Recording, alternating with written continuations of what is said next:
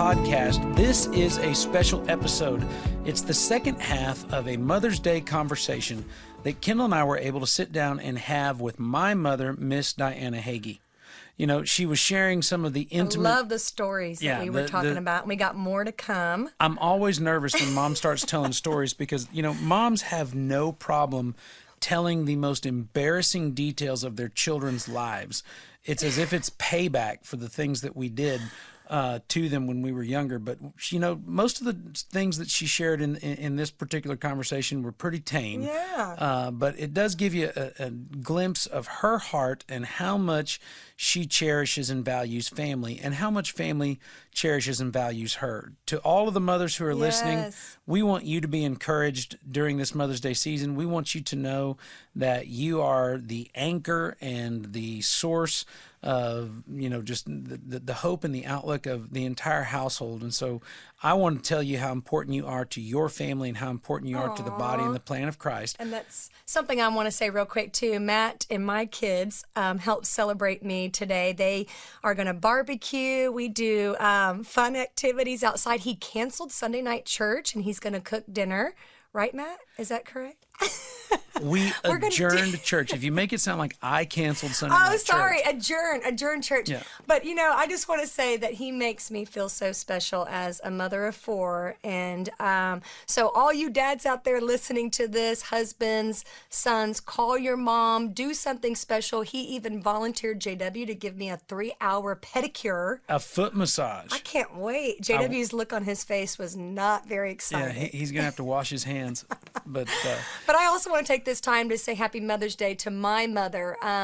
She is awesome. She comes in, helps Matt and I with the kids when we travel. My parents, she's just above and beyond unconditional love. She sacrifices her time for her family, and we rise up and call her blessed. I love you, Mom. We certainly are blessed to have two mothers that are all in when it comes to making life work in our reality. But to every mother who's listening, God bless you. Thank you for what you do, and we look forward to having the chance to share this conversation with you.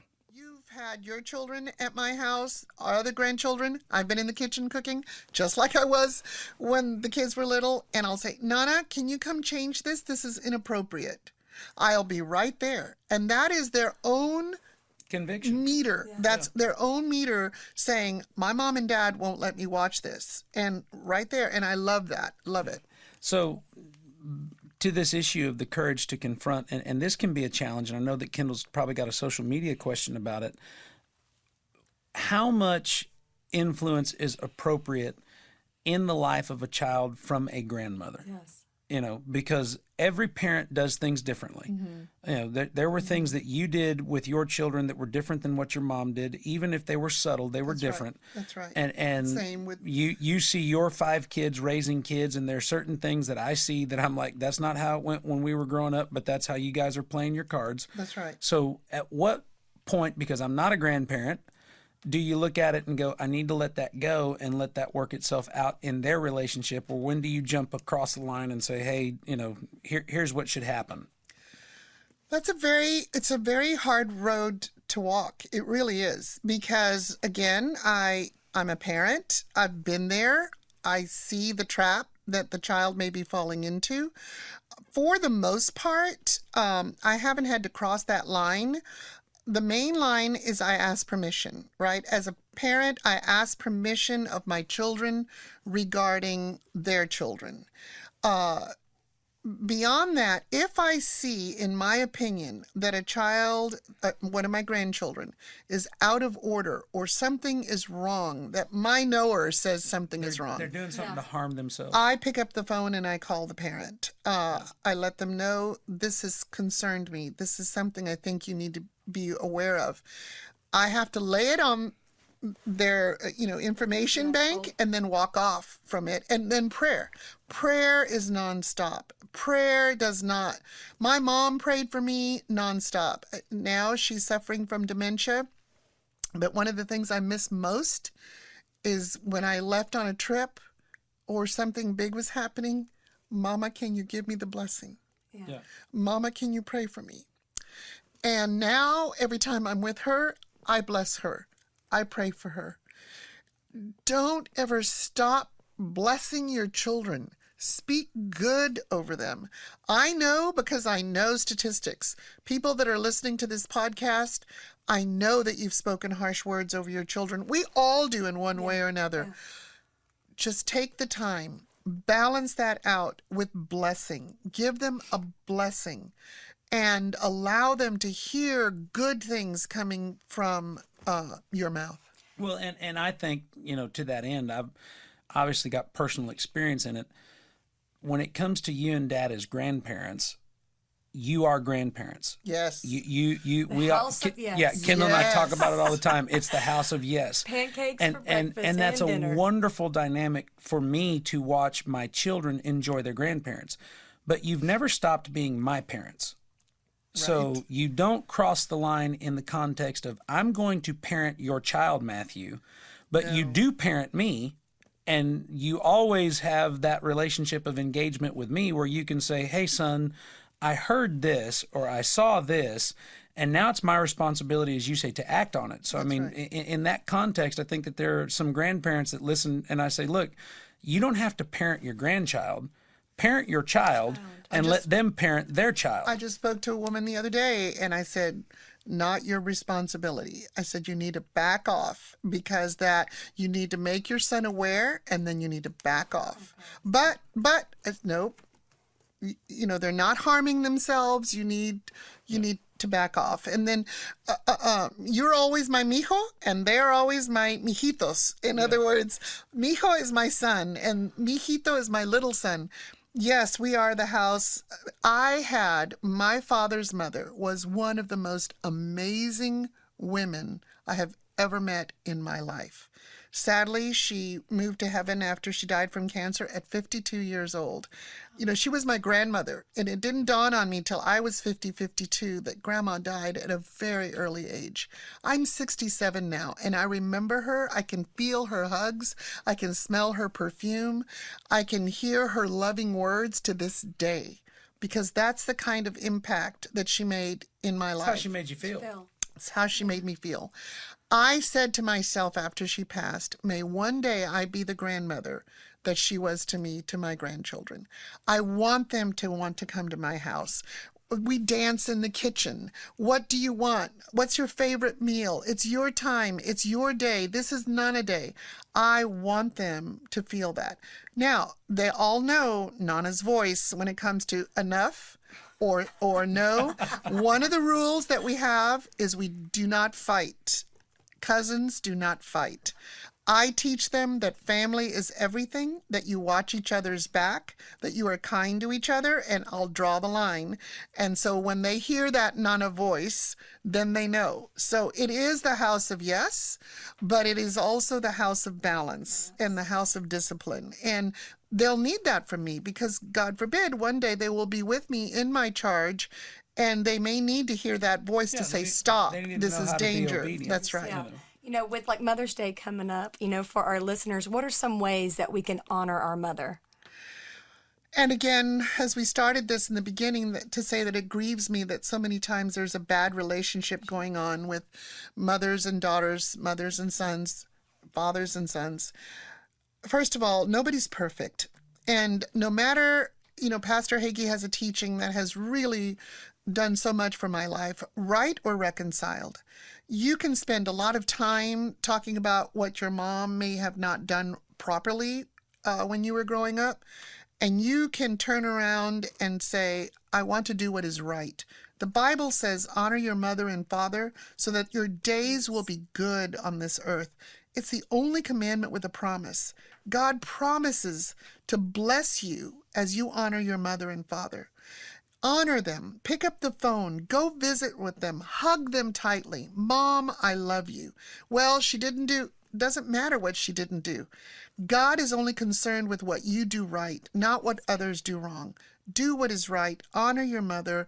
Call her. If you can't afford a gift, write a beautiful letter. It's important. A gift is important because it's important to know that you care. It's not what's in the gift. It's the fact that you took time to buy the gift, to create the gift, to create the letter or the phone call or the hug. Definitely honor your mother and father and bless them on this Mother's Day. And it doesn't require, as you say, means. No. It just has to have meaning. Time and meaning. It has to have meaning, and the meaning is the thing that will last. Amen. Kendal, you recently used a Maya Angelou quote that I think said something to the effect of, people will forget what you say and they'll forget what you do, but they'll never forget how you made them feel. Exactly. So so true. when it comes to honoring Mom on Mother's Day, consider the thing that would make her feel honored, and do that. It simply can be done in that way. One of the things that I think people do is they make an excuse that they're just too busy. But this is something that Kendal and I have implemented in our home, and it is a derivative of me growing up in your home, and that is dinner time is sacred. Amen. I mean, it's protected like the top secrets of the country. That's right. So regardless of how busy life gets, how important did you have, that sacred dinner time around the family table where everybody was together, everybody was communing, breaking bread, having conversation? How important was that time in your family growing up? Invaluable. In my own family, as I was a child, my mother never drove. My dad worked always 2 shifts. So the time that he was with us was extremely important. So Mama had dinner ready. Whatever time Daddy got home, dinner was ready. If we had to eat early because Daddy got home at a later shift, we sat around the table even watching him eat his dinner, because that was his time. It was and is a very hard worker. Consequently, that's how we did it at our home. It was extremely important. It was a time of preparation. I didn't require you all to help me, but it was a fun action time. In fact, Matthew was one of the ones that loved to cook the most. He was the best prep chef ever. And then if you helped cook the meal, you didn't have to clean the kitchen. Yeah, I traded the chopping for the dishes. That's right, exactly. So, but it was a fun time. It was lots of slamming, cabinet doors and, plates and clicking and all that. It was lots of action and activity. And we had prayer, and then we started eating, and then Dad would start the questioning. How was your day today? What happened today? And we learned so much about what was going on in our kids' lives. And, sometimes I could see that they were hesitant in how they were setting the table, and I thought, when Daddy asked that question today, I wonder what we're going to hear. I could tell. And so every once in a while I would say, so-and-so's a little heavy today. I think maybe let's not ask that question. You might want to ask that question afterwards while we're doing the dishes. Well, and we were all so close in age. That's right. That we had either confirmation or denial from one of our siblings. That's so right. if we were answering in an inappropriate, fashion, if we weren't telling the whole truth, you'd have one of your sisters go, "That's not what happened." You were almost on trial exactly. the whole time. So the judge was there, and then your advocate or your plaintiff was across the seat from you. But very important. We see the same thing in our kids. Yes. I'll ask JW, "How'd school go today?" and he'll give me his version, and Hannah will start. Hannah never is rude about, she never calls him out, but she clears her throat. She and then there may be an adjustment to the story. It's as if she's warning him, like to say, "Look, that's strike one. I'm going to give you one more chance." And then afterwards, I'm like, "Hannah, do you need a drink?" And she goes, "No." And I'll say, "Well, how'd your day go?" And then she'll sell him out. Then she's like, "Here's what happened at lunch today, Dad." And I think it's important for our age group, too, because our kids are involved in so many more activities than it seems like we were involved in. Oh, it's But we have crazy. to look at our calendar, and you have to dedicate a couple days a week and say, this is family time. We're not going to do any other extracurricular activities. That's right. And just find the time, because that's our excuse. I just don't have time. And Daddy and I would look, and he'd say, "Wait a minute." We'd look at the 5, right? And we'd say, this one's in piano lesson, this one is violin, this one is softball, this is whatever. And then we realized that maybe one was getting too much activity because you were taking this one so much more than you were taking the others. So he'd say, his words were, we need to balance this out. So we'd meet with the child and say, what activity do you want to keep? They would, we'd give them the opportunity to choose. That, when I say the opportunity to choose, was we already okayed those choices. Yeah. It didn't matter what choice they made. These were options. Options, exactly. Then we'd get that straightened out, and then we'd have a family day. And it's just like everything else. Like we suggested to our kids, get a date night. We had to do a date night ourselves. And because think of it, if somebody says, can I visit with you, Pastor Hagee, at 7:30 on Monday night. If you have an appointment with some other family or another event on Monday night, what do you tell them? You say, I'm so sorry, I'm booked. Can we find another time? I have another engagement. Well, we realized we were taking family time and giving it to other people, and then there was no time for family. So one day Daddy said, stop. My family is the most important thing in the world to me. Why am I moving them around? I need to tell whomever, unless it's an emergency, of course, I'm sorry, I am booked. And it's really funny, you cannot tell people you're booked with family time because they don't consider it important. They won't honor it. They do not consider it important. So you just say, I am booked that evening. What is another time? Yeah. And so a phrase that I've adopted from Dad, and I really don't have any regard if people are concerned about it or not. I'm not in the office. That's right. Now, I'm not in the office. I could be in Jakarta. Yeah, that's right. I'm not in the office. I could be at home. I could be watching my kid's T-ball game. That's exactly right. The truth is, I'm not in the office, which means that in the office, in the capacity that I work in, I'm unavailable at that time. And you know what, Matthew? That appointment, whatever it was, they'll forget that they even asked it. Yeah. But your child will never forget that you were there. Yeah, so without question. I know that's true in my life. So 2 questions to wrap up our podcast about Mother's Day, and thank you so much for taking the time to share with our listeners. I haven't been surprised by any of the answers so far, which is good. But I don't know if that's good or not. Here's a question. If you could talk to your 25-year-old self at your current status, what would you say to her? Pretty much the same thing that I said to Kendal when she was 25, 26-ish, is don't sweat the small stuff. And so much of it is small stuff. And again, sadly, you don't realize that till you get older. But really evaluate. Does it bring me joy? Does it bring me hope? Does it bring me peace? Those are the very 3 things. Hope, joy, and peace. Those are of God. Do not worry. Do not get over upset. Anger, temper, fear, anxiety. I've had all of those, and all of them wasted time. Every bit of them. Yeah, they're thieves. They steal joy. They steal the joy. They come into your soul and your spirit, and they eat away at hope. And I'm telling you, that is why Jesus Christ is called the blessed hope. Hope is a beautiful gift.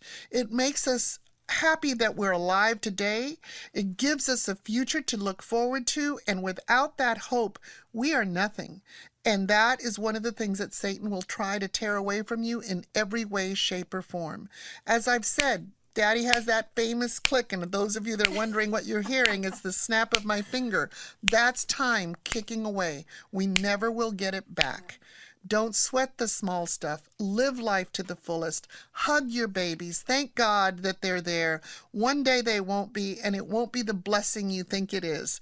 And the other thing, I want to make sure, my children have never left my home. They're always here. You have your bedroom. We haven't broken any plate. Your kids love to sleep. Cord is still attached. That's exactly right. That cord will go to Tulsa. That cord will go to Tulsa and back. My point is, we are always here, thank God, to influence, and hopefully influence to the better. Yeah. Our home is always our home. For our children, for our grandchildren, for our nieces, our nephews, it's always a hub. It's always a safe place. If you told me today, we have to get out of our house for 6 months because come home. Yeah, you say that in the context of the physical home. I take that in the application of the the relational home. Of course. You know, I know who I belong to, and I know where I belong. And that's the part that doesn't go away. Now, I mean, if I was 41 years old with my 4 kids in your house and it was just my unwillingness to leave. If you did not have a plan, Yeah. we'd be having a visit. Well, there was a plan when I was a teenager. That's right. You know, Dad would make it clear at those dinner times. Yeah. He would not only ask us about our day, but he would speak to us about our future. He would go child by child. Right. Tish, you're a gifted communicator. You could have a future in. That's exactly and right. you could go to school here. And he would do that, you know, Chris, Tina, Matthew, Sandy, and he would say, you can be a lawyer. You can be a doctor. That's right. You can be a teacher. You can be a pastor. And when it came to the things that we did in life, we accomplished what he said. And it wasn't because we, you know, felt like we didn't have a choice. What did God the Father call Abraham before he was the father of many nations? Correct. The father of many nations. And so, you know, there's where the plan came from. Right. It wasn't, you know, that you had to tell us, okay, look, you're getting middle-aged here. It's time for you to leave. That's right. You know, we felt like we had been commissioned in a way to go accomplish these things once we got done with school. And so I think, you know, you say don't sweat the small stuff. The challenge in sweating the small stuff is that there are days where the small stuff is the stuff. You know, I mean, It's every day. yeah, You look I mean, back at it, and it was really. Boy, I could have done that nothing. differently. Yeah. There were days when I would I tell. remember a day where you had a appointment. Somebody was coming to the house, and Tina had teased her hair and gotten a brush stuck in it. Sandy had brushed her teeth until the gums bled, and I fell down the stairs. Yeah, I fell down the stairs or clogged the toilet or something. I mean, we was had on a the phone. 3-ring fire I was going. on the phone with a woman who was crying. She was having difficulty in her marriage, and I was trying to minister to her. Tina came downstairs and screaming and crying, and her hair was teased, and she has very fine hair. And Mommy, my comb is stuck in my, and she was screaming. And it was stuck like it cut it was out. stuck. There was no way. Wow. And then Sandy came down. You know, I think Tina was probably about 6, and Matthew was 4, and Sandy was 2. And Sandy came, and she was crying, and you know, there was blood in her mouth, and the toothbrush, and I turned around and clink, clink, clink, clunk, and it was Matt, and he was crying. And I turned around, I said, I am so sorry, I will call you back. And I just sat on the floor and I just started to cry. I just sat on the floor and I started to cry. Everybody come over here, let's have a cry. That's right. And so then the kids stopped crying, looking at Mom crying. And then we all started laughing. And you know, it was like, let's take our time. Yeah. We're gonna Everybody we're gonna get reset. through this, and we did it. Yeah. And we did it. I remember one time I had stepped on a nail at the farm, and I couldn't walk, and I couldn't walk very well on the infection. Yes, and I couldn't walk on the crutches, and so we turned around and we made a game of it. I said, we are going to do all that we can on our hands and knees. So here we were. I was on my hands and knees going through the room, doing what I could, picking up clothes, making beds, and all the kids were following me on my hands and knees. We were all crawlers. We had a game that we played, especially when Oral Roberts came over, if you remember, unexpectedly, because Daddy forgot to tell me, and the house was not in Oral Roberts' condition, so we would play the microwave game. By the way, she's still not over it.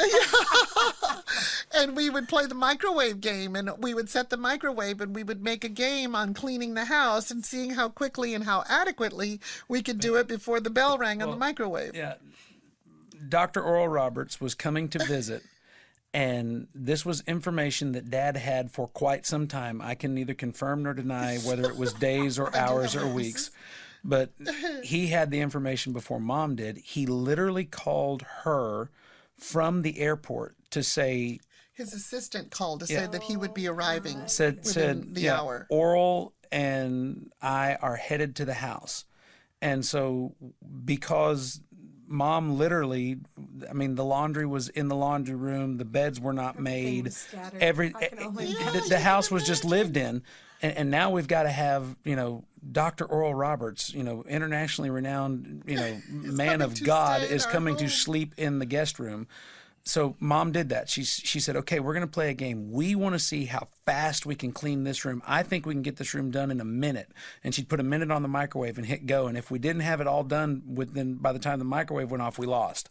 And do it again. Would scramble. Yes, but there was a pay. There was a pay. We got $5 for the winner. So people were knocking each other over. We went to work on it. But, when you talk about not sweating the small stuff, if you don't have the right perspective on it, you'll miss it. There are days when Kendal and we've got the kids at home, and between 4 kids, breakfast, lunch, and dinner, you can spend 8 hours cooking it, cleaning it, putting it away, cooking it, cleaning it, putting it away, cooking it, cleaning it, putting it away. And I know it's not Mother's Day, but I mean, one of the things that I, told myself a long time ago when I was doing dishes is thank God there's enough health in their bodies to dirty the plate. And that takes me to something, people will ask me, they almost ask me in almost an insulting way, like, you really don't mean that, and I'll say, yes, I do. There are 3 girls and 1 boy in my family. My sister, who was 2 years younger than I, became ill with cancer when she was 14, and she had a very painful 4 years before she moved to heaven. That one experience, watching my mom and dad praying, watching my mom and dad watch her as she suffered so much, as she didn't have an appetite, as she couldn't get out of bed, as she couldn't, one surgery after another. We never had a positive doctor visit in 4 years. Never good news. You get a different perspective. Yeah. You turn around and you say, oh my gosh, life is good. Life is a blessing. Life should be enjoyed. Life is a gift. And when someone says, I can't believe you're that close to your brother and sister, I think to myself, please be close to your brother and sister before you can't be. You can't be. Yeah. And life makes a mess, but enjoy cleaning up the mess. It is a beautiful opportunity. Enjoy every day. It is a gift of God. Sometimes your shirt might not be starched as it should be, but it's still a shirt. Last question. As a mother, what legacy do you want to leave for generations? Love. Unconditional love. The legacy that my grandmother left me, the legacy that my mother is leaving me, is love. That no matter what, my mom or my grandmother would do whatever it took to give me what I needed. Maybe not what I wanted, but to give me what I needed. That I was the person that watched their back, that I was the person that they could depend on, that I was the person that they could depend on for prayer and for direction, but most importantly for unconditional love. Well, love conquers all. Amen. And love never fails. So if that's the legacy that generations are talking about in the next 100 years, should he tarry, it'll make an impact for years to come. And I know that the love you've shared with our children is teaching them how to love unconditionally. So you're off on a good start. It's my honor, my blessing. Publicly, while we're wrapping up our podcast here, happy Mother's Day. Thank you. And she's going to be speaking on Sunday at Cornerstone Church. She is. Anybody listening that want to come and listen to Miss Diana, she's going to have lots of stories. Can you tell us a little bit about what? Well, several weeks ago, maybe over a month now, I did a teaching on believe, and I was working on another teaching for Mother's Day on grace, but I kept coming back to the believe because there were many notes that I didn't get to use, many stories I didn't get to tell. And as I was looking through the scriptures on grace, it kept coming back to believe, where the word says, only believe, and all of these things will come your way. So the importance of belief in our lives, belief in the right things, and how children are the ones that lead us into that belief factor. So good. All right, guys. Thank you for joining us for the Matt and Kendal Hagee podcast. Again, thank you to our special guest, Miss Diana Hagee. And if you would like to subscribe, Kendal, tell them how to do it. Yes, you can do that just by on your iTunes. Share us, leave us comments, tell us some other questions that you would like to hear from, and tell your mother, honor her, have a happy Mother's Day. I love you, Mom. God bless you guys. We'll talk to you soon.